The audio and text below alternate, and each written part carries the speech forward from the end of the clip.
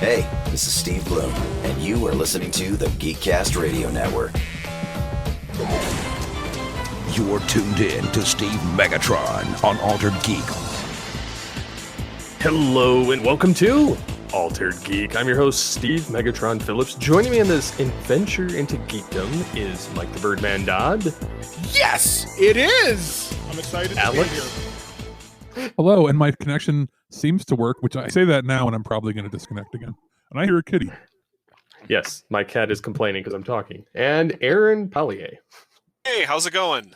Hey, first time on Altered Geek. So, anyways, this episode is going to be about more or less the thoughts of the fallout of post-COVID world on the entertainment industry, whether good or bad. And I figured we could discuss things such as like theaters, drive-ins. I noticed how Patreon's laying people off now. The drops in podcast downloads and subscription services in general, and just kind of the entertainment world, how it's going to have to evolve in a post-COVID world. So I figured it'd be a nice round table anyway. Okay. Yeah, because obviously this has dominated the news cycle since, well, it started in January and then obviously picked up steam in the middle of March, and now with multiple states and provinces and pretty much everywhere around the world feeling the effects of it to multiple levels, things are changed. We live in a pandemic that has not been seen, at least in recent memory, for many, many of us, and our lives have changed for different means. It means some of us are social distancing, some of us have been laid off or furloughed, some of us are getting stimulus checks. Things have changed, and that means the world has to adjust accordingly. That means economies have got to change, industries have got to change. Some industries are being changed to produce personal protective equipment, and that's a good thing. But outside of the main thrust of the government's response to it, which in Canada is pretty good, people are still unfortunately dying in the United States. That's an entirely different political thing, which we won't really get into. The entertainment industry has changed. Several theater chains are worried they may not survive this, such as AMC Theaters is wondering, can they survive this? And we really don't know. Several big entertainment companies such as Warner Brothers, such as Universal, I don't know whether many others are offering their titles via or early on demand. I know as of this recording, the Warner Brothers feature Scoob, which was going to be released theatrically, is now going to be available via VOD in just a couple of weeks. Universal was the first to lead this charge off with The Invisible Man. Bloodshot, I believe, which I think was Sony, did that one, and Disney released Onward via premium VOD, and then it was released via its streaming service Disney Plus a couple of weeks later on April 3rd. So things are changing. One of the big things that come out of the entertainment industry in terms of video games, things have changed hugely. Scalpers are reselling Nintendo Switches for $500-$600 right now, and people are paying it. The Last of Us, which is a video game that was going to be released by Naughty Dog, an entry in the series that people have been looking forward to, was supposed to go gold by now and be in retail stores in May, has now been postponed indefinitely. There's even talk, could the new consoles, the PlayStation 5 and the Xbox Series X, are they going to get delayed? It's an uncertain world that we're certainly facing right now. And as Steve alluded to in the intro, how does the world respond to it? Because it's kind of funny. I saw this meme online, and it was this picture of a doomsday prepper, and he's surrounded by food, weapons, and everything else. He's like, I was ready for this. I can survive in this bunker for 10 months. And then it shows him in a bunker. It shows him on like the front steps of some random state capitol. In fact, I think close to where Aaron lives in Lansing, Michigan. And it's like, I want a haircut. I'm like, you stupid bastard. So we live in an interesting world now, and people are adapting using the video conference platform Zoom. As we record this podcast, we're using Discord. Facebook is up. Video games have been recognized by WHO as a great way to relieve boredom and stress, and it's an interesting pandemic world that we're into. So, I guess we should probably start things off. How is everybody managing so far? I don't even know how many weeks we're into this right now. I do. Isn't it like 5 weeks now? At least. It's more. I was going to go see. Let me look at my calendar because I know exactly when this started because I was going to go see. You were going to see Bloodshot the day that they canceled all theaters and closed everything down. It was either Bloodshot or My Spy, wasn't it? It was both same day. Yeah. So it was I was going to go see it Tuesday, the 10th of March. And that's when everything closed. There had been some precautions earlier where people were distancing themselves since about the 5th is when, at least in Canada. I don't know when, like the States I think came later, but I think it was Thursday or Friday, like the 5th or 6th is when things started because I had taken my mom to go see Onward on Sunday the 1st. And, within 3 or 4 days, that's when things started to really move fast. And I believe it was the Friday or Saturday, 6th or 7th is when the news came on. They're like, hey, things are happening real fast. Expect major changes. And it was Monday night. I was like, you know what? I'm going to avoid going to the movie. So I canceled my tickets.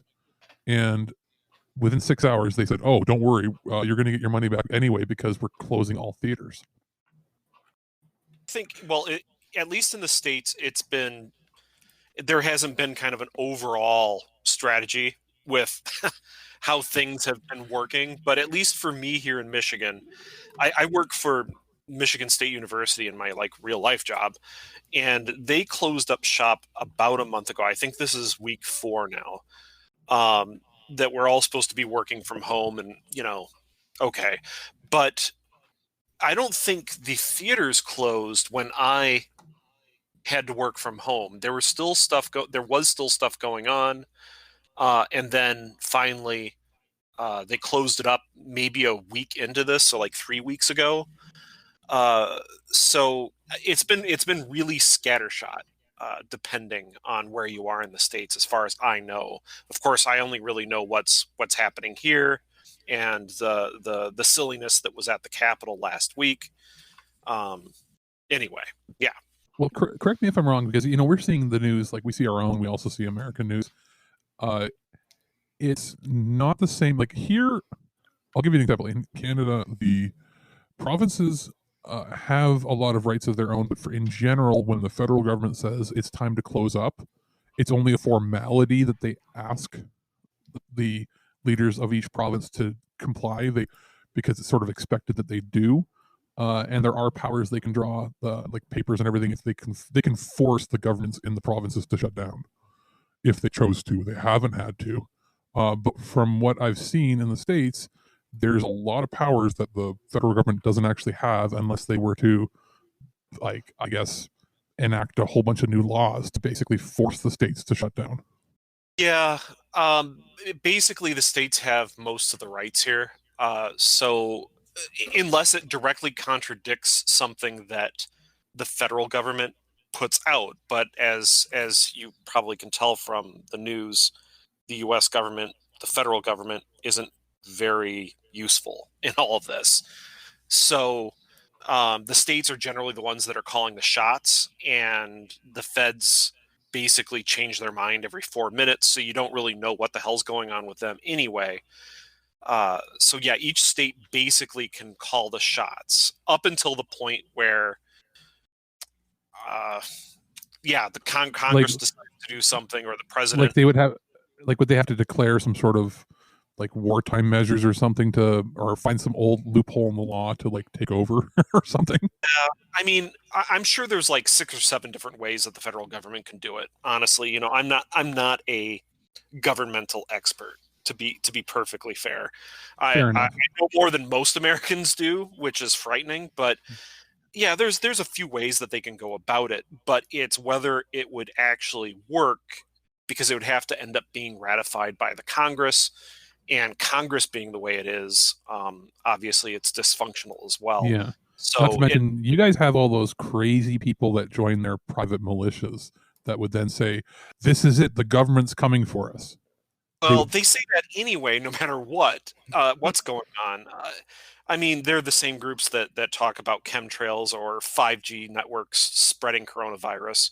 I mean, there's crazy people in Canada too, I'm sure. So I'm not shitting all over.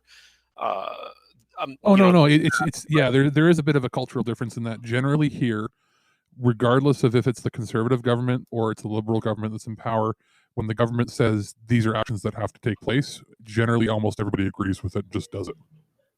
Yeah, and here it's basically everyone says if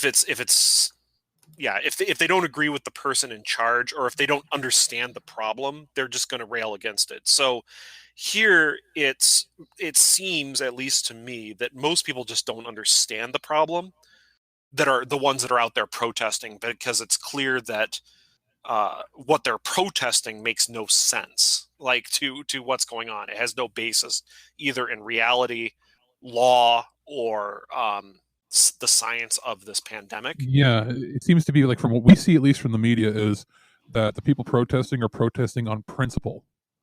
They're like, I would just say they're protesting on misinformation, not principle.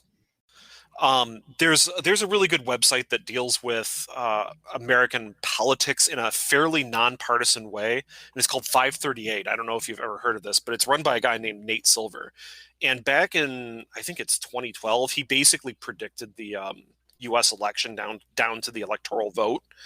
And he's a big data analysis guy, but the group of people that he works with goes in and really analyzes why things are the way they are, and they do a weekly or bi-weekly podcast. But yeah, they were covering a lot of this, and they round tabled it and basically came to the conclusion that it's effectively run by misinformation, a lot of these protests. But yeah, we're getting into politics, and I'll start getting hate mail from people. Okay, like the idea is just sort of to give perspective, because we have 2 Canadians and 2 Americans on here. The other thing is, there are misconceptions in the States about us. For instance, universal health care.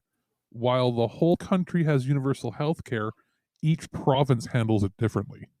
Yeah. So there isn't just one governing body from the federal government that handles it. That is a power that's given to the provinces themselves. So in Ontario, where Mike and I live, we have OHIP, the Ontario Health Insurance Program. And that, it's different in each province, which what is covered for each thing. But the general baseline is, you never have to pay for a doctor's appointment. You do have to pay for medicine unless you're on disability, welfare, or have a medical plan through work, or under the age of 19, that's covered, and over the age of 65 is covered. And it's very basic, but it covers pretty much anything. So one of the reasons why, not just staying at home and social distancing has helped us, what's also helped us is that people are staying in touch with their doctors. People are generally, on average, healthier because we have regular doctor's appointments. We never have to worry about making a doctor's, payment for anything.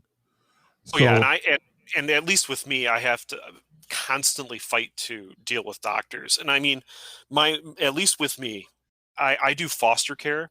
So that's taking care of a child that's been removed from their home because of mistreatment or something like that.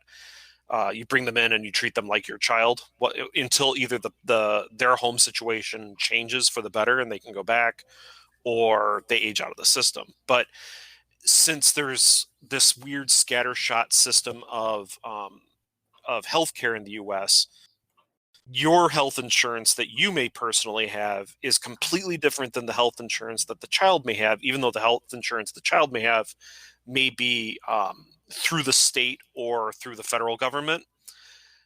But all the restrictions are completely different. So you have to weed your way through a new set of weird guidelines and find doctors or specialists that will see like that child. Certain hospitals only accept certain insurances, sort of thing too. Yeah. And so certain doctors won't accept a child on that healthcare, but may see a adult on that healthcare, but not because they don't see children. It gets really frustrating. So it becomes convoluted. But that's why, we've seen, the numbers have been released, and yes, in average, the state says about 10 times our population, just rounding a little bit. But so you'd figure there would be 10 times the cases. That's not actually the case. We're looking in the 30 to 40 times the cases of people getting it in the States compared to us. And it's not like we're spread out that far. Our population is very dense along the border. That's where most of us live. About 90% of the population of Canada is within 100 miles of the border. Yeah. Yeah, and we're in, population centers. Like, for instance, Ontario has, I think it was 14 or 15 million people. The state of New York has about 19 million. The state of New York has 34 times the cases and 34 times the deaths that we have. And that includes Toronto, which is, a metropolitan area of 5.5 million, I believe now. So, it's, you see people giving arguments like, oh, in Canada, it's different because they're all rural. Well, no, it's not the case. So we've handled things differently, but there are misconceptions both ways. So Sure. It's good. Basically, that background now is out of the way, so we don't have to get political about it. Just that we are handling things a little differently, but in general, our cultures are similar enough in population geography. Now, one of the other things to kind of talk about, the swing back to the topic as we've now extensively covered background, one of the first, obviously we saw what happened with kind of movie theaters. One of the things that is surprisingly an essential business, according to its governor, Rick DeSantis, I think his name is, for Florida, is the WWE.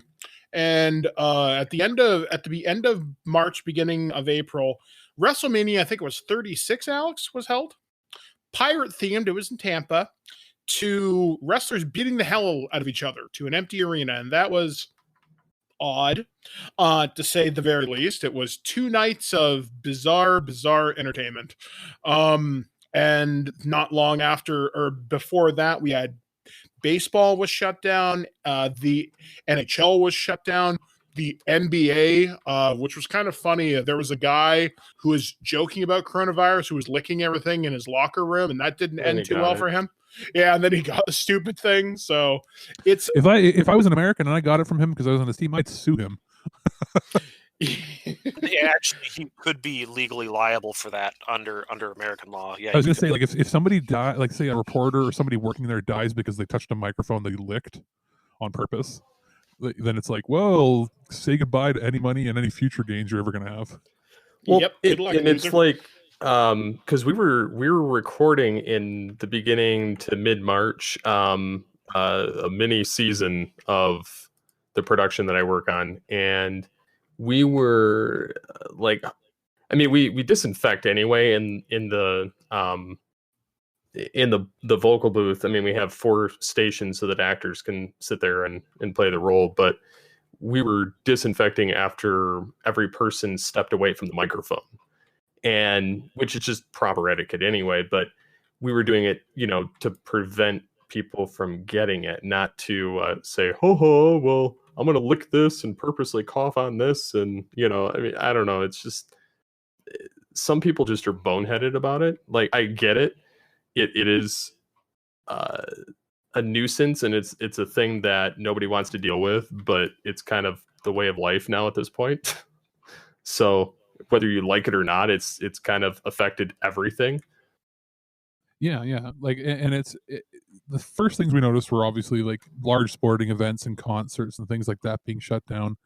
I think where everybody realized it got real was, at least in Canada, when we found out that that Tim Hortons was going to be a drive-through only business, and we're like, what? I mean, we can't even get our coffee in the morning, and that's when all the rural people that live out, middle of nowhere, that maybe thought that it's not going to affect them because they're not near the big cities, went, wait, you mean everywhere in Canada they're shutting down everything? And it's like, yes, they're shutting down. Well, I think it got really real here when they started closing down conventions of all kinds. And like any kind of public gathering, any kind of conferences, any kind of convention, and they're still canceling things. And majority of things have been canceled through, the later part of the year. But either way, it's still being impacted.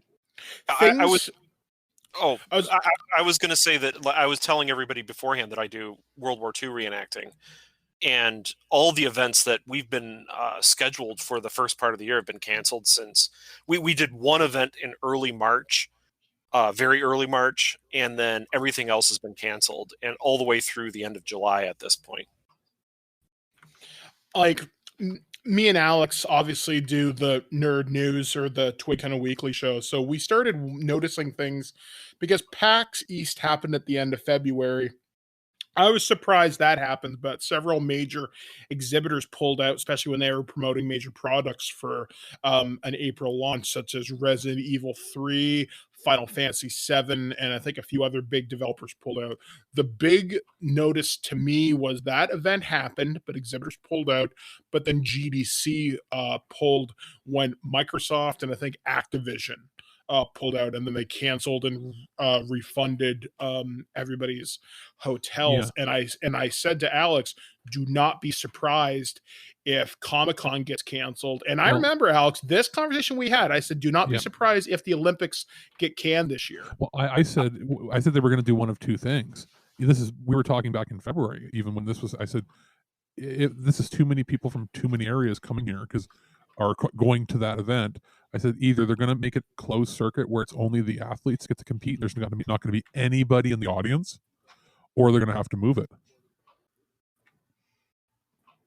The other thing was I think just before they canceled all this stuff, I got notification that they canceled and moved the Anime North, and I had actually just personally pulled out of Toronto Comic-Con because they waited to the last second to cancel anything. But a few of the events that I had press passes to got pushed back to October or later.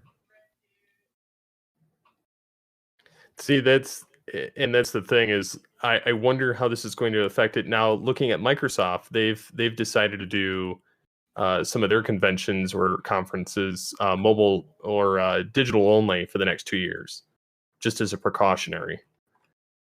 Yeah, I can see. So do you see more businesses doing that?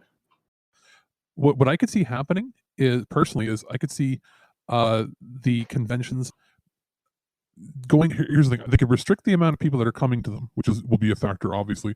But let's say the building that they were in held 10,000 people, and they sold 10,000 tickets. They may go, we're only going to allow 5,000 people, but we're also going to go to a larger venue that so people can be spaced out. Or they might section it out, or they might make a lot of these conventions back to what they used to be, trade persons only and media only. Which that could be interesting. Well, I wasn't surprised when there was a rumor floating around that E3 2020 was going to be canceled. And it's funny who broke the news. It was a tweet from Devolver Digital, who's a pretty well-known indie developer. And they said, and I quote, "Cancel Yell's E3 hotels and flights." And then I think it was TechCrunch or IO9. It was one of those two outlets reported later that yes, E3 2020 had been canceled. A press release would be issued within a day or 2 days at most later.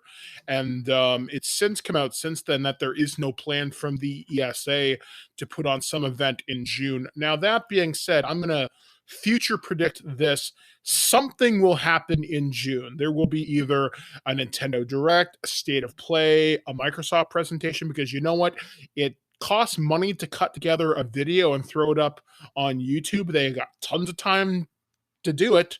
All they got to do is bring Phil Spencer or the PlayStation guy or Miyamoto in front of a green screen, talk 15 minutes, hire a team of editors, and throw it up online and do it that way. Because I think the E3 that we knew was moving more towards a fan and influencer thing anyway, which I'm not a huge fan of, but we're going to see a shift towards that. If they do it again, or if it'll be digital, but I think if they do it again, it'll be press only, and they'll not restrict which press company can go there, but they might not put on the big elaborate events. It might go back to being simple stuff like you're in conference halls, we're going to show off some basic videos, and then the digital experience is where everybody goes to see the elaborate stuff. Yeah, I mean, I could definitely see that. It's going to definitely impact a lot of the conferences and conventions, but as far as like say your local comic shops or the movie theaters or any of these local businesses, Do you see it? There's no chance of crippling them? there's no chance of getting coronavirus from a comic shop because half of them haven't had anybody show up in 5 years to buy anything anyway. As far as movie theaters go, I think when they start to bring people back or when they start to reopen, first of all, there's going to be two things. There's going to be what the rest of the world does, and then there's going to be whatever happens in America. So I'm only going to speak for what's happening in Canada and other places. We're going to introduce things back, businesses back to opening up in stages. So it'll be like the first thing that will happen is every store can open up again, but they're going to have the restricted few people in a store at a time, just like the grocery stores have right now. Then it's going to be, we're going to lift how many people can go into these stores slowly and gradually. And then they'll start opening up things like sporting stadiums and movie theaters. Now, with the movie theaters, what I can see them doing, and they've already sort of talked about it, is most of the screens hold 200 to 300 people. They might slash it and say we can only have a quarter of that in here at a time, and they'll literally put, because when they were thinking of doing before they were told to shut down was putting caution tape across every other or two chairs and then having one open chair, forcing people to distribute themselves far enough where they're not ever going to be within arm's reach of touching anybody. So I can see that happening where the movie industry is going to be hit pretty hard in the theater industry for the next probably 2 years or more, where they'll be doing that. I think sporting events is the same thing. They may sell only one out of every 3 or 4 seats, unless it's an outdoor event where you can spread yourselves out a little better. The only industry right now that hasn't really been hit is NASCAR. And that's because... Actually, yeah, because they're doing all the online racing. Because it turned out almost everybody in NASCAR, not just the drivers, but people on the teams, people in the camera crews, they all seem to have really high-end computer rigs at home with driving simulator software anyway, just that they practice when they're at home. And they were able to basically parlay that into playing digital races. Yeah, which is kind of astounding. Like they've got people who act as their kind of pit crews. They've got like commentators doing actual kind of race commentary. Now there has been some controversy that's happened with it. A fairly prolific guy said something racially insensitive on his Twitch stream. There have been guys who rage quit. Yeah, it was bad. He got it's like, ooh, buddy, 24. remember, it's not just your pit crew that can hear you saying that now. Yeah, they're like, hey, Rick, or I think that was his name. He's like, everybody heard that, and he's like, oh, everybody heard you drop an N-bomb live in front of like 2 or 3 million people on like television and online, and it's like, oh, yeah, like no, it got bad. And one of the other businesses that's been affected to kind of go along that line is I'm a guy who watches a lot of esports, and the Call of Duty League would go to various cities in the United States. And this is the first year that the COD League has opened up franchises in different cities like Toronto, Minnesota, Chicago, New York, I think, has a team, LA, etc. And those franchises, you have to buy in at like $20 or $30 million a piece, and they fill venues with thousands of COD fans. That all got thrown out because we were just coming up to the first big invitational of the year, I think, and that's now been thrown into disarray. I think everything is now played online. That's a business that's been affected by this, which I don't know how they're going to recover from this. It's Activision; they'll throw money at it. So, I think, at least with my view of this, I think the biggest industry that's going to be hit is obviously the theaters. I think theaters have been suffering for years and years and years for various reasons. You know, you can make an argument that, well, the quality of Hollywood films has been decreasing, and that's dropped box office. People have been going home to watch movies because they have great televisions and sound systems, so you really don't need to go to see movies in the theater anymore. You can make a lot of other arguments. Regardless, I think that this is going to put a really big hurt on even the largest of the theater companies like AMC. I don't see, at least in the US, I don't see a lot of these theaters reopening. Or if they do, it's going to be like, well, we'll just open 1 or 2 of the screens and then shut everything else down, there just won't be a big demand because, I mean, you can just watch these things at the house anyway. I think Yeah. somebody mentioned drive-through theaters. I was I going to think say the same thing. that might be a thing. That might be a thing because I actually do remember going to see movies in a drive-through when I was very, very young, and that was a neat experience. I've never been, but Michigan we've had one. has a couple of them. Actually, Flint has 2 drive-in theaters, or did at one point. Yeah, We had a whole bunch in Ontario, and I think there's only Yeah. one left. The one, is it the Mustang still around, Mike? In Burlington? The I one, think so. The one in Guelph, the Mustang.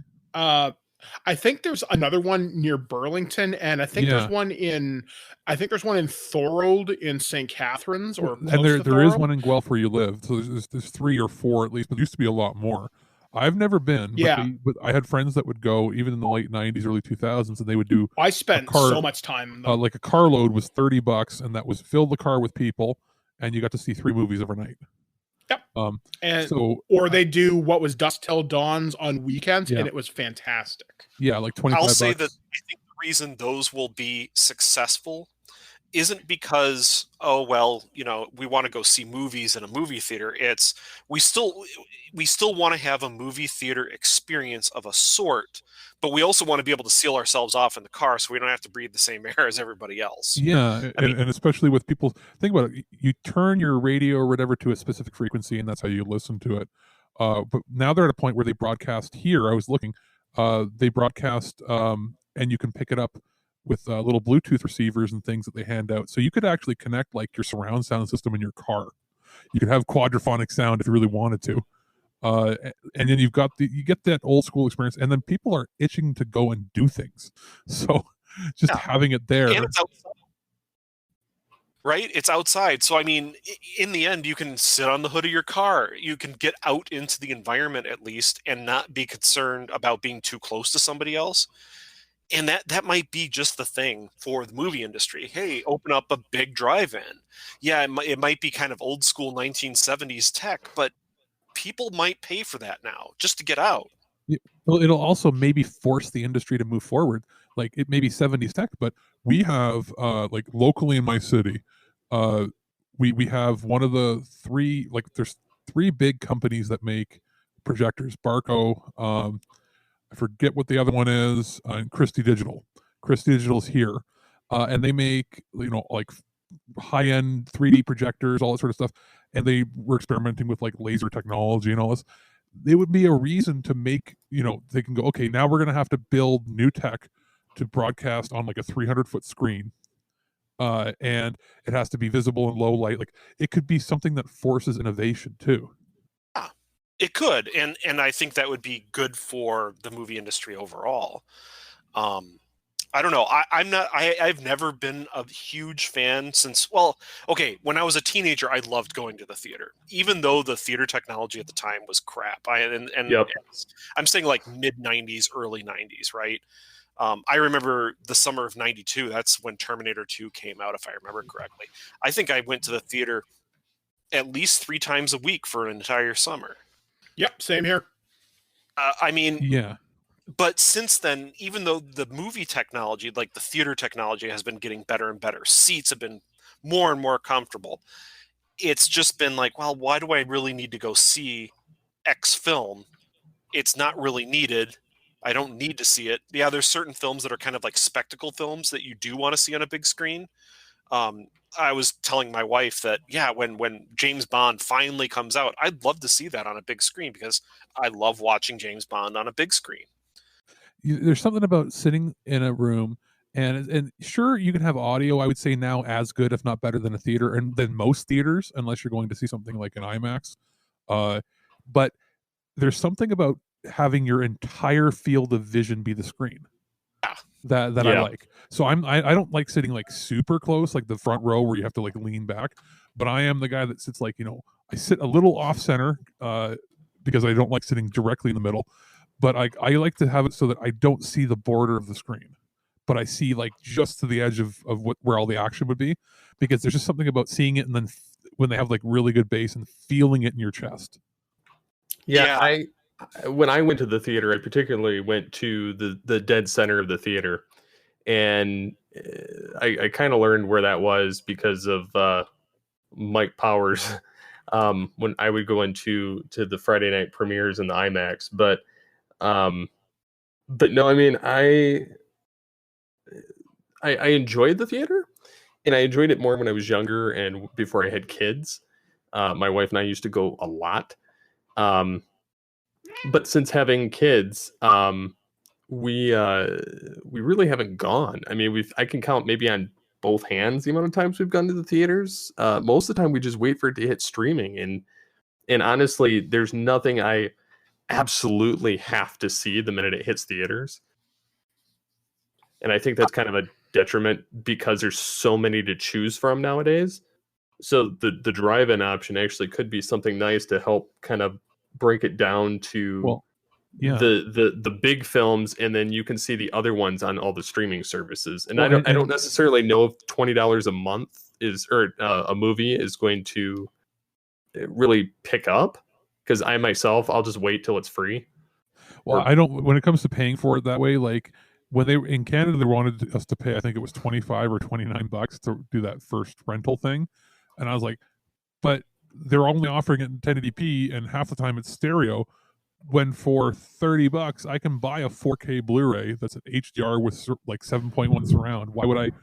The pricing model is off there. If they want people to rent these movies at home, they're going to have to make the price of rental cheaper than it was to go see it in theaters, because when you're going to the theater, you can justify, I'm seeing it on a 200-foot screen with these leather reclining chairs and really good sound, and I'm getting the curved screen, gigantic thing experience, or seeing it in IMAX. Well, when you're at home, they're like, oh, we want you to pay that much. No, I won't pay to watch a movie, to rent a movie, ever more than $5. I'll just never do it, because it can't cost more than it costs when I used to go to the video store and rent a DVD. Well, and that's the thing, is the cost to rent it for $20 is I could go buy the DVD or the Blu-ray when it's technically quote unquote out of theaters. Yeah. So and I could own it. And like if they're charging you $20 for a carload to go see it in the drive-in, the one thing you have to think about too, because you got two small kids, right, is you don't have to worry about wrangling them. If they're making noise, they're not going to bug anybody in the next seat. You could just tell your kids shut up or whatever. But it's like you're watching it privately, but you're in public, which is an interesting idea. So you probably would get your money's worth. Plus, there's nobody to stop you from sneaking in your own snacks when you come to a drive-in and bring your own food. So you could bring whatever food you have if you have special dietary restrictions and all that. So I could see that being popular. What I think is going to be hit harder than the movie industry, concerts, more than anything. Actually, yeah. Well, I hadn't thought about one industry that I thought, and it's something maybe Aaron, you could speak a little bit about too, is I've got a lot of friends in the RPG industry, and they rely on distributors like Diamond to get their books out to people. And with a lot of warehouses shut down right now, you want to play something like D&D, that's not a problem. You can get that from Amazon. You want to play something that's a little bit off the beaten path, like say Star Trek, for example, you might get it through Amazon. You might not. I got some friends in some other companies, and they're worried right now. There was a big article came out as of this recording, would have been about 2 weeks ago, talking about people in the RPG industry are wondering, will their companies survive this?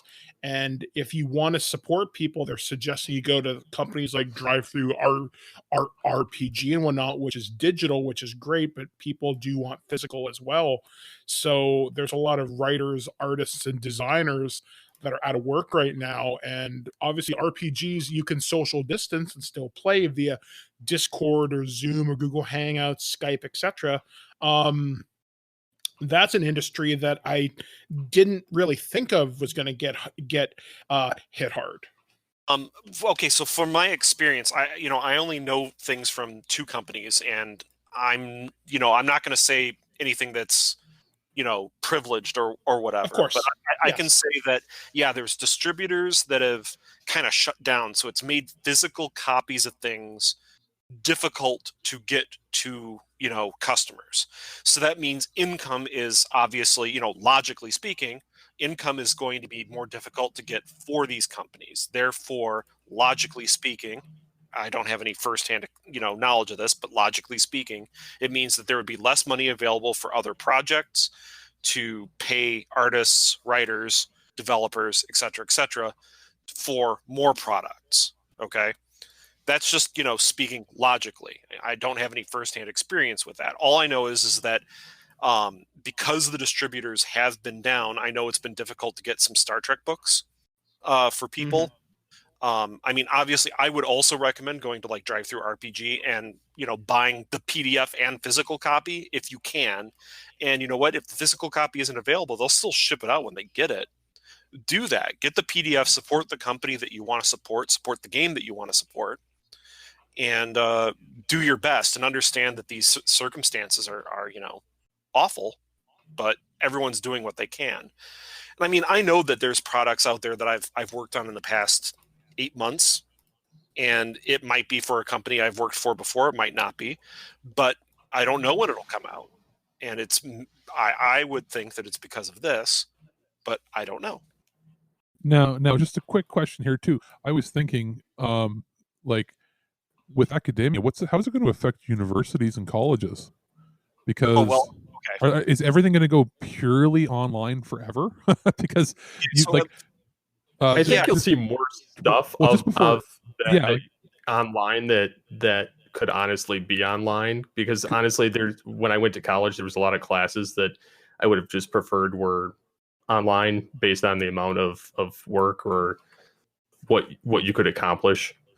Now, like I took, like when I went to school again, about 6 years ago or so, a lot of the stuff for business was like negotiations classes, things you had to be in the room with somebody to work out. But my brother went to the University of Waterloo for computer science, and so he still gets alumni letters from them, and they said that going forward into next year, they may not have any lectures in the actual school. So in my experience, obviously, I have said that I worked for Michigan State University. I actually do climate change science. So I research climate change. I can speak to MSU at least, and they shut down classes fairly soon after things started getting bad in March. We were still working as employees in our offices up until about a week after that, and then they said, "Hey guys, just don't come in. We don't want to do that anymore." But up until that point, what the idea was, and I still think it is right now, because I'm technically not a professor, I'm staff, I'm a researcher, that the professors were still told to do online courses for as much as they could. So to finish out this year, like, all right, we understand that some of your courses are kind of hands-on. Like if you're going to a soils class, you kind of need to study soils with your eyes and hands. So you're drawing a soil sample or taking a soil sample. Can't really do that virtually, right? But do what you can for the students, finish this out, and make as much allowance as you can for it. Now, as of next year, well, I don't know. I'd have to talk to my boss, who actually is a professor at the university, but at least with my idea of it right now, it's still going to be, if you can teach it online, do it. Otherwise, we're going to have a physical class, which would make coming to the university kind of weird. Like, why would I want to move to East Lansing? It would also make me, as let's say I was a prospective student, go, why am I having to pay as much tuition if it's all going to be delivered online? Yeah. And that's, you know what I mean? Like, there's going to be a whole argument there. Same with public schools. Like it's right now, at least in our province in Ontario, the teachers have been on strike off and on pretty much the whole year for dealing with the government. And then this happened. We're going to have potentially, because the kids aren't going back to school now. Same here. What do you do? Do you technically you have to fail everybody because they didn't receive the education required to go on to the next year. They have been pushing online education with that. There is a plan in place with our education minister. But the problem is no graduation plan in place. Yeah, there's even if people have been homeschooling, there's been no testing involved. There's no exams. There's no like you're basically you've had half a year of no education in most cases. Okay, so here in Michigan, I at least there was school up until early March, right? What I have read now that came from the state government is that students that were going to graduate, that they were on course to actually passing their grade or graduating high school, they will still do that. They will still go up the grade. They will still graduate from high school, and that's that, right? But if the student was on course to not passing, okay, we're sorry that you can't try to make up for it in the last 2 months of school, but you were on track to failing, so you're going to be held back, and that kind of sucks. Well, that creates an issue of, is there enough room for all the students? Because you're going to have basically, at bare minimum, let's say 50% of each grade repeating certain classes or grades entirely. It's not going to be 50%. The statistics that I saw was that because of this whole, we're going to be if you were on track, then you will graduate, means that it was about 90 to 95% of the students would actually graduate and move on, which was actually higher than it normally would be. It seems weird, but fair enough. Because here we have a different thing. Like there are certain like provincial mandated exams that you must pass to graduate. Yes. It's the same here. But they just said, hey, look, we understand that this is kind of a crazy situation, and we just can't have these tests. If there was going to be a test, it's just not going to happen. The only issue there then too is when you're submitting, like in the States, I know you have a different method. You have your SATs or whatever, right? Here, when you apply to go to university or college, you submit a certain set amount of grades from certain classes. Well, you may not have those grades to submit. They're going to have to change the way they admit students, I think, for the next year. Yeah, and I don't think that's not going to make much difference in the U.S. just because you can take an SAT or an ACT or the GRE if you've already been in college and you're trying to get into a graduate program. I don't think any of that's going to really make a difference. And if you're in the States, you don't even really have to take an SAT if you've gone to a community college previously, and you just have grades from community college, which is kind of like your first 2 years. It's weird. That's actually what I ended up doing. I went to a community college for 2 years, never had to take the SAT. Well, I did. Our system, it's much more difficult to get into university than that. But yeah, it's interesting how this is affecting that. As far as public parks and that, I get the feeling you're not going to have parks being as full. Like you might have at the initial start, you have some people that are going to be crazy and think, oh, it's all over, so let's all gather. So like people were doing in Florida. But I feel like people are going to be more cautious. I think, out of everything that happens here, if, in an ideal situation, everything went back to normal, in quotes, not normal as in like it's ever going to really be normal, but as normal as it could be, I think what's going to be much more common is you're going to see a large portion of the population, maybe forever, wearing masks out in public like they do in Asia. Because it's already here. Like people are doing it anyway, even in areas where there's not, coronavirus infected. Yeah. And you're going to see that's going to be a fashion statement now, as people are going to, buy masks to match what they're wearing.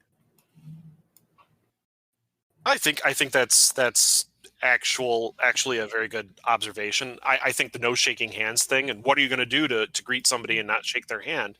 The whole, hey, let's give the Vulcan salute. That works for me for many reasons, but what are you going to do? Are you going to do the elbow bump? What's your choice? And that will say a lot. I think a lot of it's going to be bowing. That might come back into play. It'll be bowing. I have two solutions for that. And I honestly, as far as all joking aside, I think bowing, like a formal nod, and perhaps even like an informal wave, will probably become the more common thing to happen. What I do for mine, obviously, since I don't get out a whole lot, but I talked about this with my wife recently. I do the Wakanda forever as my handshake, and if I want to say bye, I do a dab. So I'm lit, as the kids might say. I've been live long and prospering. everybody, but that it just works for me. It has like double meaning because I'm Jewish, and that's actually, you know, the reason Leonard Nimoy used that symbol was because it's a Jewish letter. It's the representation of a Jewish letter. So you use it in prayer, and you actually use those how your fingers split. You're supposed to cover your eyes.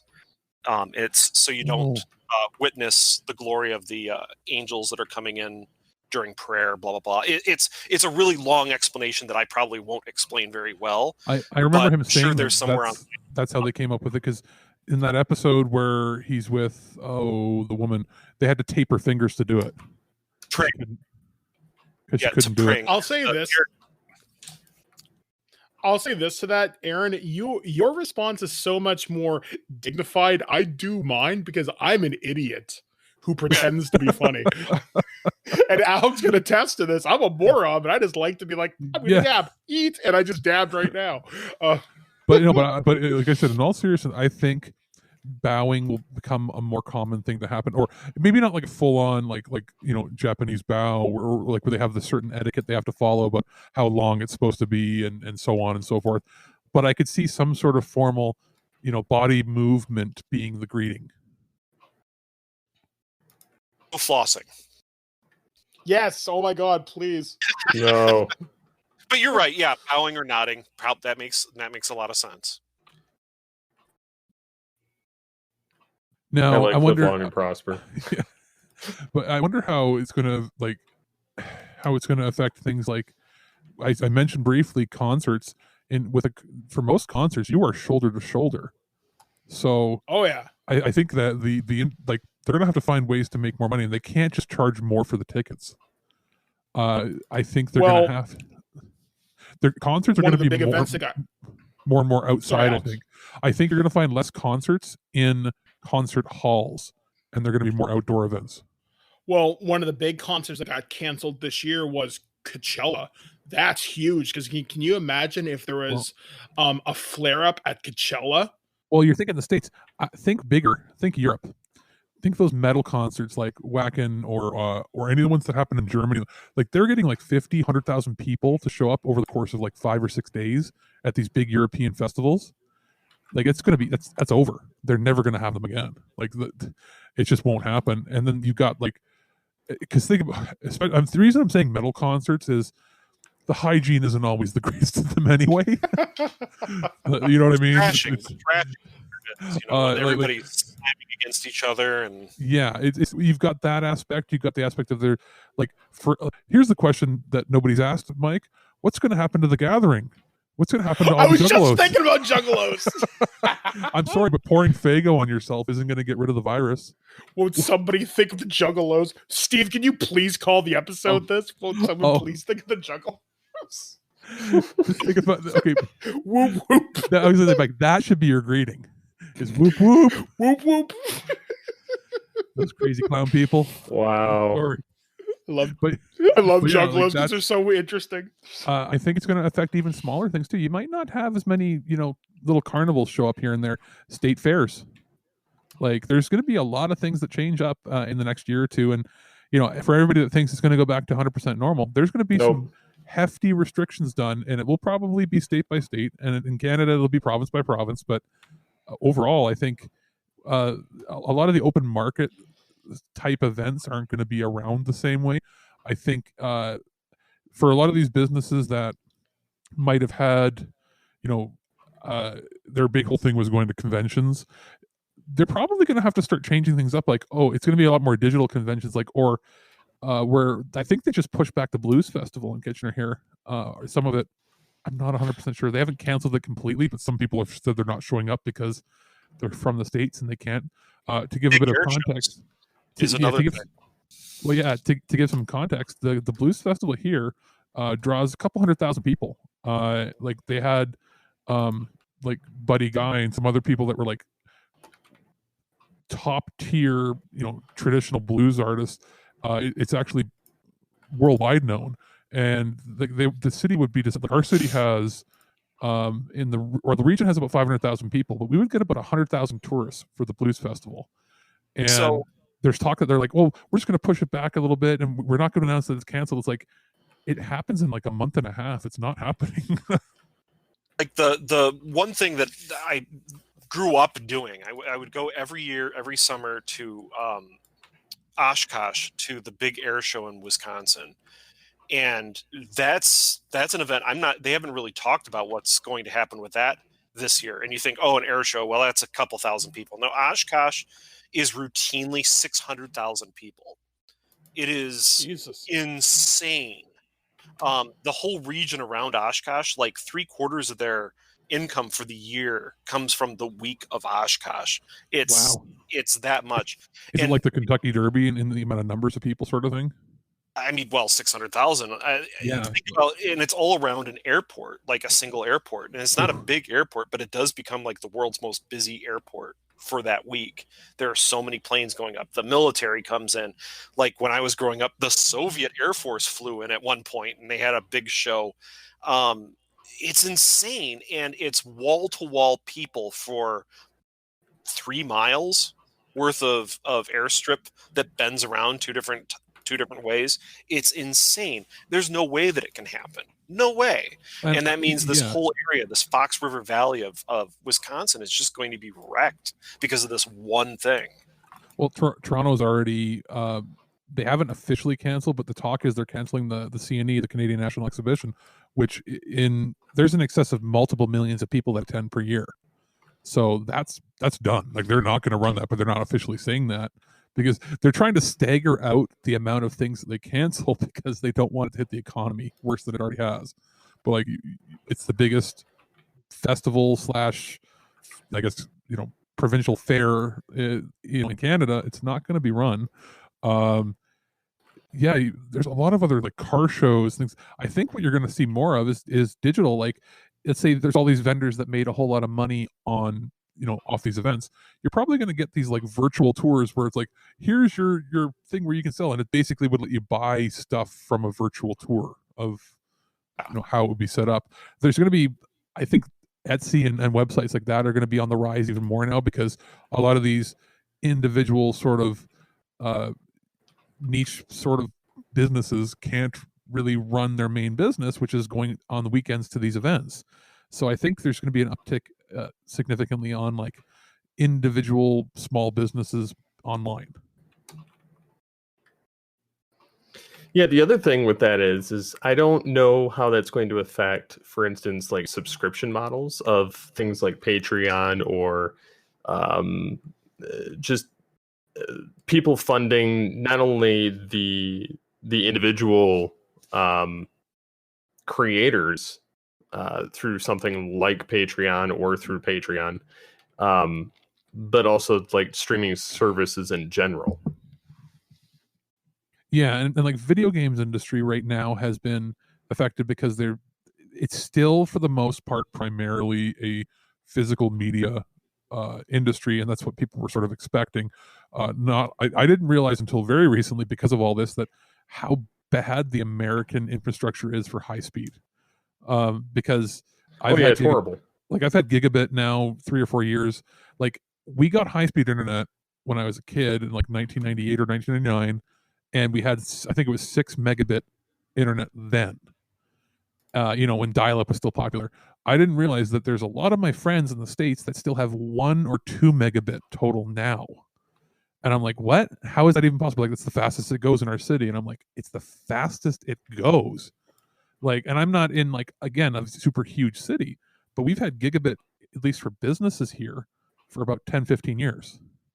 So, and then I do some research online. I'm like, oh, most of Canada has at least a minimum of 20 or 30 megabit internet that's available in some format or another, unless you're way out in the boonies. So this might force the industry to move, telecommunications to finally replace and upgrade their lines, because if people aren't going to be buying physical media for a lot of different things, and they're going to be relying on streaming services for gaming, for basically all their media consumption, they just don't have the infrastructure to handle it in the States. Now, do you think that the high-speed internet companies should be more of a utility over Absolutely. being? Yeah.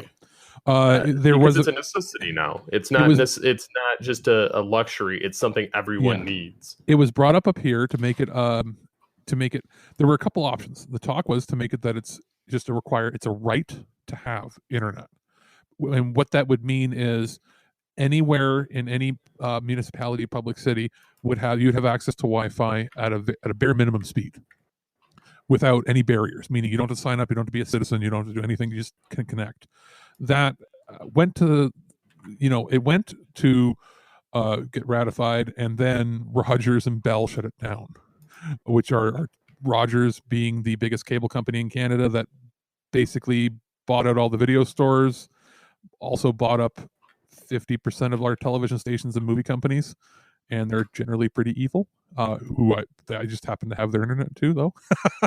And then Bell being the oldest telephone company in the world. And they own basically all the DSL lines, and now they're getting a monopoly on fiber. They didn't want it because that would mean that they would have less customers potentially. I guess was their reason for it. They wanted more control over it. They had to make some concessions, though.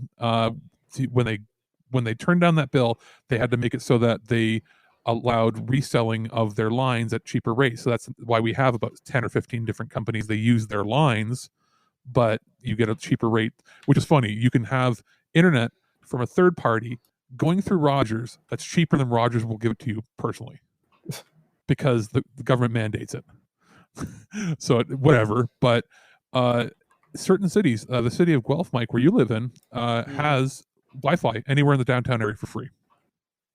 So even if you're homeless and you happen to have, an old phone or a tablet device that was donated or you got it from a thrift store, you can have the internet.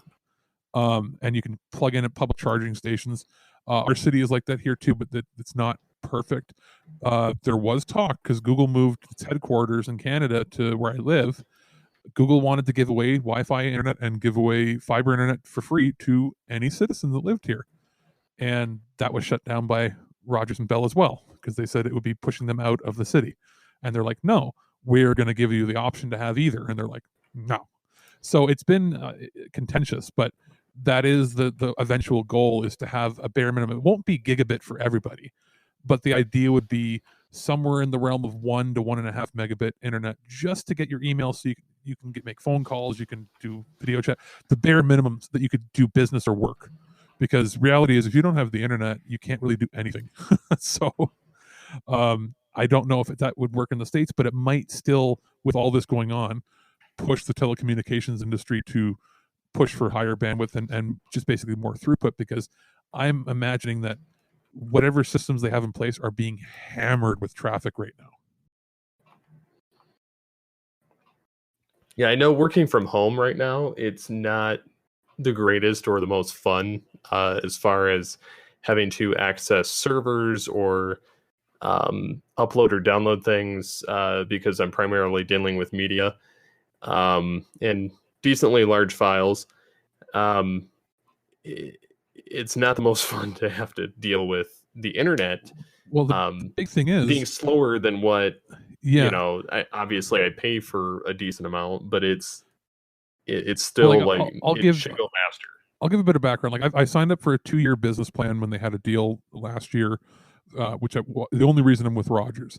But I pay $79 a month, so Canadian, so that's $59 American for a gigabit. So I get 1,000 meg down, but it's only 50 meg up, which is where I'm feeling it now when I'm working remotely and sending, large data files. So that means I uploaded about 4 to 5 megabytes per second. I can download at 110. So, you know what I mean? And I'm thinking that is still, that disparity in upload speed has always been there for the residential and even most business lines. So if you have in the States, let's say a 5 meg down, you might only get like half a meg up, which is what makes the, streaming or copying data or uploading to like Google Drive for sharing business work hard. When I worked at a tech company that did GPS data and a bunch of stuff, now we had gigabit down and up, which was hilarious, that we could we would have, let's say, the Google Cloud, and we could send like 5 gigs of data and it would be up there in like a minute or less, which was hilarious. But that's for business lines. We need to improve the speed of simultaneous up down for internet. Otherwise, if we get hit with another pandemic like this, we'll be it's going to cripple screwed. the entire infrastructure. Yeah. And you basically all the cracks that had been there for years and people had warned about in every industry, not just tech industry, but from everything, from even the healthcare system in the States, education to transportation to everything. Everything that might have had little hairline fractures, now the water's seeping through. And, if things aren't fixed this time around, if they fix it now and go, okay, hey, great, the pandemic's over. If they just ignore this and keep moving forward the way that they've always done it, the next time the dam's going to burst.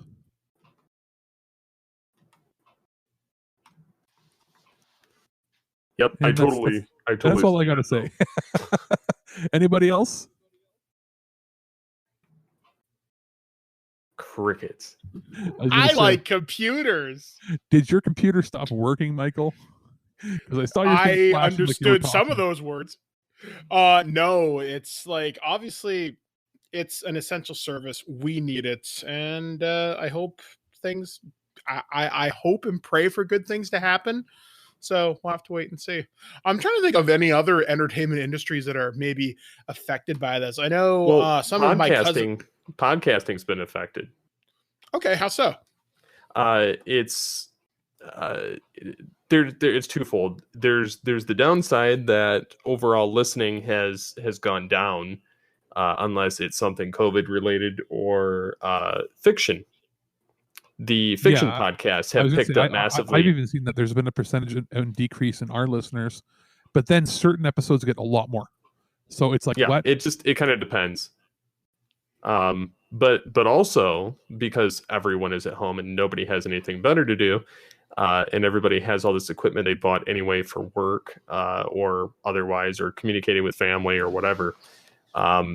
Apple had released that they'd surpassed the 1 million podcast mark. And it said that what is it? I don't know if anybody's familiar with Daniel J. Lewis. He's a well-renowned, award-winning podcast or whatever. Wait, but anyway, the actor Daniel Day-Lewis? Is that what you said? Daniel J. Lewis. He's a podcaster. No, I have no idea who that is. Anyways, I followed him on. I follow a lot of the old timers of podcasters. Anyways, he's had this this pet project that he was doing of calculating it. And anyways, he had a contest recently. It was about 2 months ago. I think he put this out, saying, you win a free service or something that he provides if you can guess the date that Apple surpasses 1 million podcasts. And at the time that I guessed it, I think they had 860 something. And I guessed that it was April 17th and I won. And I was just kind of like, that looks like a solid number. But I guess because of COVID, even more podcasts launched than normal. I guess during the normal 30-day period, 50,000 podcasts launch every 30 days. During the last 30 days, they'd welcomed more than 82,000 new podcasts. By comparison, that's quite a bit. And out of those, 5 of them will be celebrities that get millions of listens, and everybody else will fizzle out. Well, about 50% of those are probably celebrities. But like, for instance, there's a Star Trek Voyager review podcast with Robert Duncan McNeil and Garrett Wang. Well, yeah, that I'm looking forward to, actually. Yeah. So that one I'm actually looking forward to, just because it's 2 guys that were actually on the set talking about it. So, but a lot of them are just doing it because, 1, there's nothing else to do. 2, like, a lot of the TV hosts are doing it, or news anchors, or people that have just something in general that they want to do, but they have no outlet otherwise. Well, now it's considered cool because they all the late night shows are basically video podcasts that they're doing, and what I love is when it shows how bad at tech that they are. Like, I'm like, oh, you mean our videos and our audio sounds better than theirs because they've never had to do anything like this on their own. They've always had a crew miking them up and doing everything. So it's kind of humbling and humanizing to a lot of the late night hosts. So I feel like that's made people go, hey, if they're able to do that with just a webcam and a microphone, maybe I can do it too. And it's Yeah, I no know longer lame. that's the funniest thing in the world to me is seeing all this play out. What was it? This guy, Evo Terra, he says he had said something a couple weeks ago about podcasters, more or less are still going to be around, but these broadcasters that are trying to make it look as amateur as possible, more or less, to try and make podcasters look bad. He says, "Don't worry, they'll get out of the lane soon enough." Because there's no reason for them to look that bad. Because just look at look at Joe Rogan's. Like the dude has broadcast quality. Like you could put that on regular TV and it would look fine. Why is it that his cheapy podcast looks better than something that like CBS is putting out? It doesn't make any sense unless they're purposely not providing the right amount of hardware, or it makes it funny to me if it's a matter of the internet at this celebrity that's worth $100 million home isn't good enough to stream it better quality. Because you would figure that when they're recording it locally and sending the files over, but it seems like they're streaming it to somebody across the country who is then trying to edit it on the fly. There is one show that looks particularly bad, and I watched the John Oliver show weekly, and he highlighted the Wendy Williams show this past week. Yeah, my God, this is a woman who obviously has money. She has a production team, etc., etc. Her show looks atrocious. You know what it looks like? It looks like a live. Remember when internet television was a thing on like? Talking before Justin TV, before the streaming, when they were trying. It looks like a real media video file streaming at 12 frames per second. What's funny is this guy Evo Terra that I follow. He does like various tidbit, like 10-minute podcasts and stuff. He says broadcasters recording from home have lost their professional sheen and are encroaching into podcasters' claimed authentic space. He says, since we mastered at-home production years ago, does this make podcasters the new professionals? Well, I love that out of all of them, Conan O'Brien looks the same because he has one of those faces where no matter how much makeup you put on, he looks the same. So his show I've tried is actually watchable. It's still like good because you can really tell who needs a lot of writers and needs an audience just to be funny and who doesn't. And you mean like all the late night show hosts? Yeah, except for Conan. His show is actually legitimately funny still. When I was like, whoa, how is it? Oh, because he's actually funny. Not because he's actually been a writer on Saturday Night Live and other shows. Yeah, and like The Simpsons and like Roseanne and other things. So like you have somebody who actually has experience and is okay with just clowning around with his friend online. So, that's cool. But that Wendy Williams one, it really it feels like watching a live stream cam from way back. The only other industry I can think of, like to round out how the media has been affected, is, and this is something that Birdman can attest to. We talked about it on our show a few times with some of the news articles that come out. The only industry that's booming in all this is the adult industry. Actually, yeah, I was about to say, like, because a lot of performers do stuff on Cam Soda and Chatterbait and Pornhub, and now OnlyFans has opened up as an avenue. A lot of these adult performers, they can do stuff at home, and a lot of adult companies such as Pornhub have really stepped up to the plate. I know when Italy was experiencing super high, unfortunate death tolls, they were opening Pornhub premium memberships up to the entire country, saying, you know what, we've realized times are tough. Everybody is stressed out right now. This is our small way to contribute back. And I know I think Pornhub donated a lot of PPE equipment to New York when things were really bad. And regardless of whether or not you're somebody who agrees that that you think the porn industry is good or it's healthy or you're against it because you have a different set of morals, blah blah blah. What you can say about them is they're innovative. They're innovative. They've pushed the different industries forward. They do a lot of charity work, regardless of whether or not you'd ever consume their content.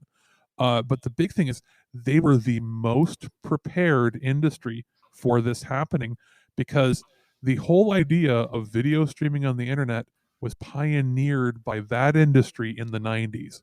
So when you talk about, high quality internet, like a lot of these performers have dedicated pipelines. They're paying like $1,000 a month to have dedicated up down speeds to their home. So they have the infrastructure to have super high speed data rates for their home use. They have high end $4,000 or $5,000 in some cases prosumer cameras hooked up. They have an editing suite on their own. They were already broadcasting in, up to VR, or even sometimes, or 4K. They're an industry that has all the equipment that, they've either frowned upon or joked upon by the regular media industry, and they're more prepared with better technology than CBS, NBC, ABC. I actually I have something to add to this, because I watch a lot of like Vegas kind of vlogs or Vegas podcasts I listen to. And it turns out like the adult industry in Vegas is both benefiting and is hurting because of it. And the hurt is that obviously in-person type things are not going to be a thing for a while. So they were talking about how, the brothels and things were actually going to be shut down for a while. But they said the online stuff, the streaming stuff, is booming, and a lot of the sex workers are actually doing online sex work now and trying to expand their business that way. It's very strange that this was a big part of this normal casino type broadcast that I listened to, and all of a sudden there's 15 minutes on how these sex workers are actually kind of innovating in that regard. Because I wouldn't be surprised if the regular media industry ends up looking at what they're doing to upgrading their systems in the future. Because interestingly enough, like you'd think it was YouTube and other streaming platforms that pushed to use different video codecs and higher efficiency codecs for streaming and decoding and video encoding and everything, but it's actually been the porn industry that's pushed it forward every time to get get the highest quality with the smallest amount of data used. So they're even pioneering future tech that is now being adopted by YouTube in future videos. So it's funny how that industry, is the industry that is probably the most well equipped to handle this sort of situation. And there are people I saw, it was actually on global TV here on the news. They were talking about it. They interviewed a few people that were, experts on this, and they said that a lot of people around the world, don't have access to therapists or can't afford therapy or to see a psychologist. And in some cases, this becomes like going to these digital sites, that becomes their only, release or something that helps their mental health, just by, accessing the sex workers for either paying for sessions or seeing them. It can actually be cheaper than going to see a psychologist. And I was like, oh, I never thought of that it could actually be just something. In some cases, they're just people craving for, some sort of connection with somebody. And that it's like, oh, so that's just, to me, is kind of funny. And how, moving forward, I feel like once all this clears up, that industry is not going to really change much, except for, like you said, opening back up, in Nevada, the brothels and things. But I think it's actually going to change that. Maybe some people that had, there's the social stigma. It's like, oh, you go to those sites, that might shift on people, and it might become a little more in the, normal, okay, realm for them. That makes sense.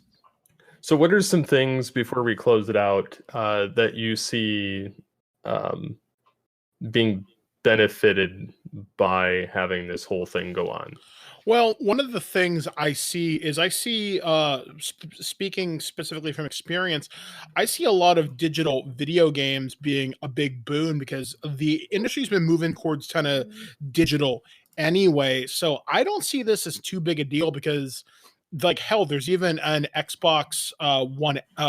There's an Xbox One model that doesn't have a disc drive; it's purely digital. So that was a move anyway. I don't know how successful it was, but a lot of publishers are offering digital downloads of their games at significant discounts right now, and I'm hoping some bigger releases will just go, well, we'll ship the digital now and people who want physical can get it later, because obviously later on this year, we're going to have a big release of Cyberpunk 2077.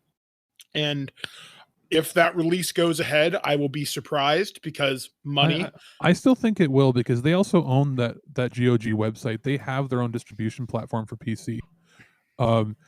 But I have my old roommate messaged me asking me if the Xbox all digital edition thing was worth getting, and I'm like, why? He's like, because he was thinking of getting like his work was offering him Game Pass, like it was some sort of promotion from his work. It's like, while you're at home, you can have this. It was like 3 months worth of Game Pass Ultimate, and I went, well, yeah, because regularly that would be about $60-$70 to get that. And he goes, okay, he found online from a store that would actually ship it to him a used Xbox One S all digital for $180. And he's like, I'll get that just to play. So I think that those of us that, even myself, I was like, I don't want to get all digital games or just do streaming. I think we're all going to be, this is actually going to force the industries to move to a digital platform for most of these things, unless you're collectors.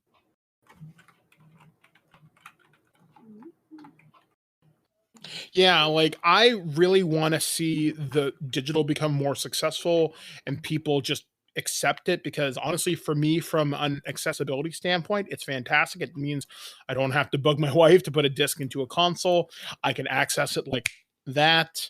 From the RPG side, I think because digital publishing has been very successful anyway, you see people doing stuff on D&D Beyond through the open game license, through drive through our RPG, etc. I see this as a boon for authors to take a chance. I know when we spoke with Aaron a little while ago during our interview, he offered the suggestion of, if you're passionate about something, take a risk, write something that you know and love, and see what happens. Maybe this will open the door to more authors to get published, and there's wonderful opportunities there. I mean, if you're willing to take a risk, if you have that opportunity afforded to you, then absolutely take the time to do so. And as you mentioned, Alex, I think the adult industry stands at a very interesting time to do some great things and hopefully show other industries potentially how it's done. And I think the adult performers that are doing, frankly, what's a public service, because I know a few adult entertainers who act as therapists. There was one tweet I read last week as of this recording saying, you know what, one of my regulars just said he's had a really bad day. I was willing to do not non-sexy talk with him, and I craved that human contact, and that really, really, really helped. So I'm hoping that despite all the terrible things that are happening right now, I'm hoping we can emerge as better people, as a better society. I've often said on my Facebook, if we ever stand at a point in history to tear the old system down, now is that time. And I hope something good can come out of this terrible, terrible thing. It'd be nice to go and actually be able to hug people again. I never thought that would be something I would miss, was like going to a friend or family to just give them a hug. And it's like, whoa. Yeah, because I miss hanging out with you, because it's weird not seeing you like once a week. Like I haven't seen you in almost 2 months now. Yeah. That's weird. Because we planned this like ahead of time. We were like, that's just we were actually going to meet up, and then it was your sister-in-law's like, no. Yeah. and then I said, really? And I talked to my brother, and he told me, I forgot, that he works at Google, and the second week of February, Google said, stay home. This is getting bad internationally. It's going to hit us soon. And he hasn't been to work since the second week of February. But, obviously he's a programmer. He can work from home. But he's literally been my only contact outside of having to get necessities like groceries, pretty much since that started. Because he'll be like, he'll come in and visit like once or twice a week, help me get some groceries, and that's about it. But yeah, seriously, as soon as and I don't mean like, hey, the virus is over, I'm gonna go hug everybody I can see, but just, you don't realize how much you're gonna miss human contact even if you weren't participating Until you in don't it, have it. until you don't have the ability to do it.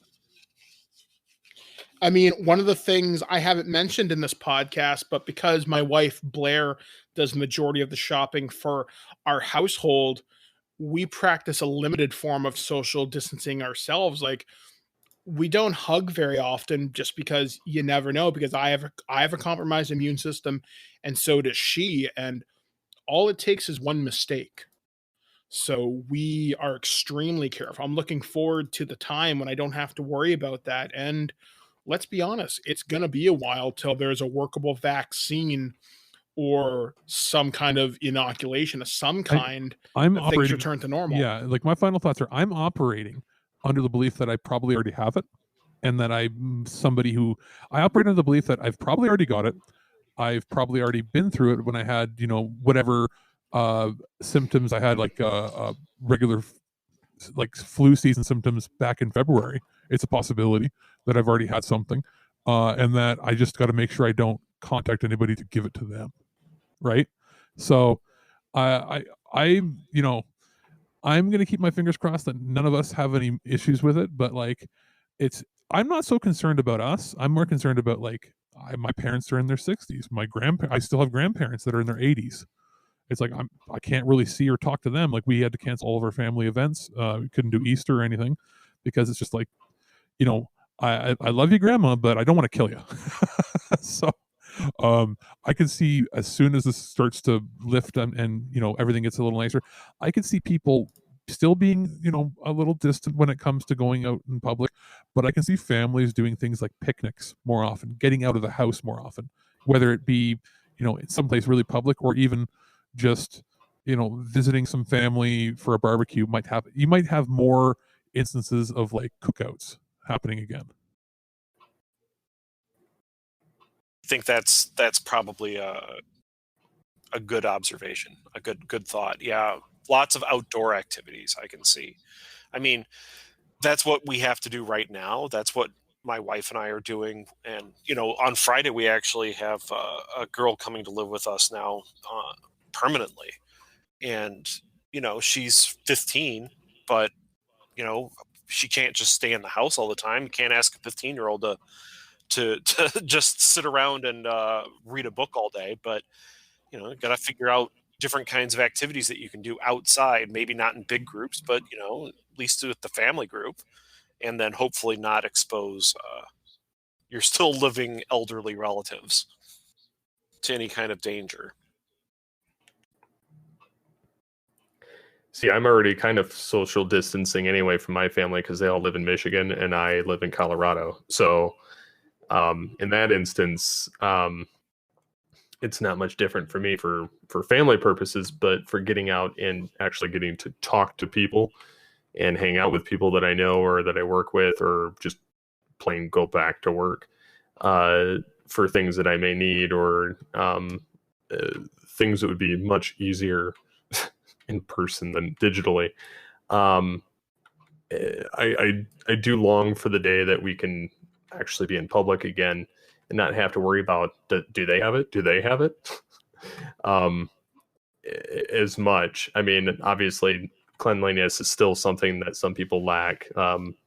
I went to the store and the other day, and there was people that smelled like they'd been walking around a convention for 3 weeks, and see, now this is just me, but again, I might be snarky and say, I didn't realize that there was a shortage of soap as well as toilet paper.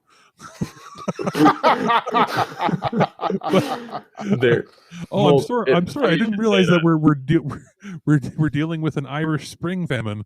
Like, well, people used up all the or took all the liquid soap, but there was still plenty of bar soap. Or Dawn dish soap. So I mean, worse came to worse. But anyways, no, I don't know. It was just, yeah, I don't know. I think some people are trying to pretend like this isn't happening, and then some people kind of obviously know that nothing's going to be the same after this. But either way, I'm looking forward to the day when you can actually go to a store, you can actually go look around, you can, be around people and talk to them. So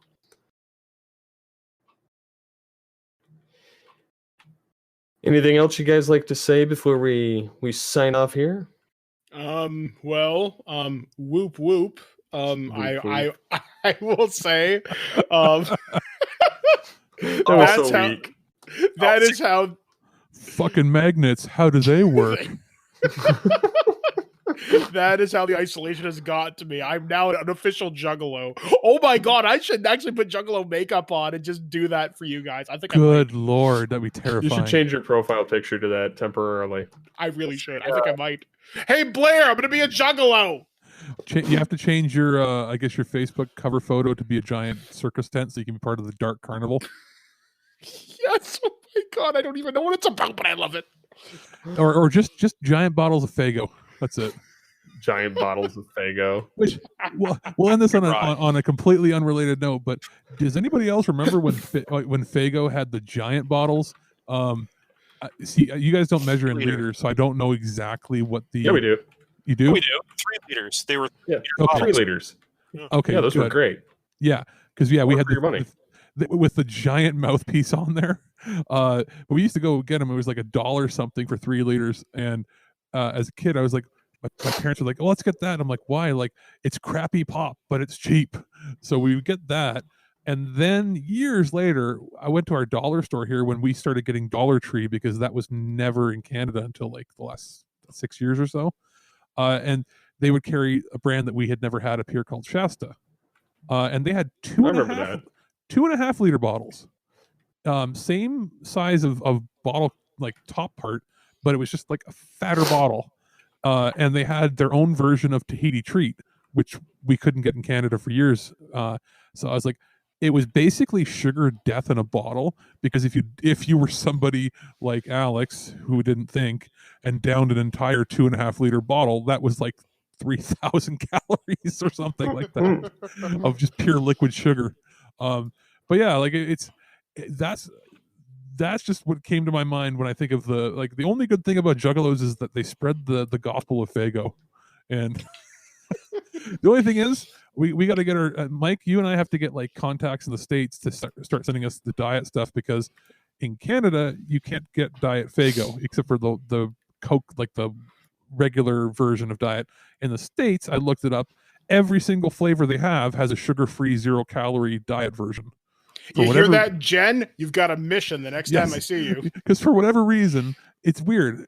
Canada is more health conscious in general when it comes to food, but we don't have the variety of the diet drinks that you guys get in the States. Oh. That's because they ultimately don't care. Yeah. So now that I've derailed the conversation. Indeed. Thank you, Michael. Whoop, whoop. Whoop, whoop.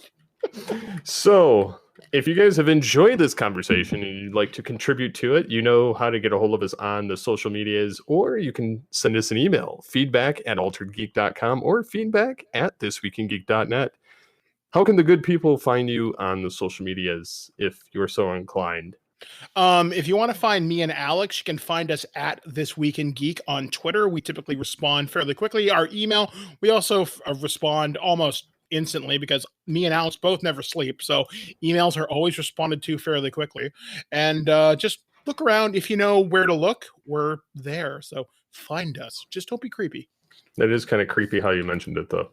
Just find us. Just find us. It'll be fun. In fact, don't stalk me. We'll find you.